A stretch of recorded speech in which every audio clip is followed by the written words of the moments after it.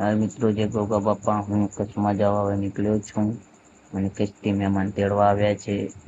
આ ગાડી લઈને મેં કચ્છમાં નીકળ્યા છે.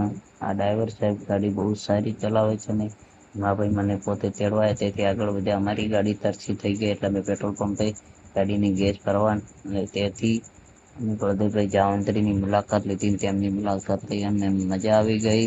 અમને ચા પાણી કરાવ્યા. તેથી આગળ વધ્યા એટલે મને ગાડી મળી. જે વડવાળા માનસરોવર લખેલું હતું, મજા આવી ગઈ. દા વડવાળાનું નામ કચ્છમાં પવનચક્કી છે. પવનચક્કી જોઈ અને મજા આવી. ત્યાંથી મારું સ્વાગત શામા ફુવાજીએ કર્યું. બાપુ દાદાના મંદિરે. અને ફુવાજી છે બાપુ દાદાના. કચ્છની અંદર બહુ શ્રદ્ધાળુ તેમના મંદિરે આવે છે. તેથી માલજીભાઈ તાતિયાણાને ગાયોના દર્શન કચ્છમાં કર્યા. ભાગશાળી છો, મને ગાય માતાના દર્શન કરવા મળ્યા. અને બહુ ગાયાનું દર્શન કરીને મજા આવી. તેથી તેમને દૂધ પાયું. અને નેહડામાં આવે એટલે દૂધની મહેમાન ગતિ તો કરવી જ પડે. અને બહુ દૂધ આપ્યું તેથી હું પી નતો શકતો, પણ મહેમાન ગતિમાં પીવું પડે.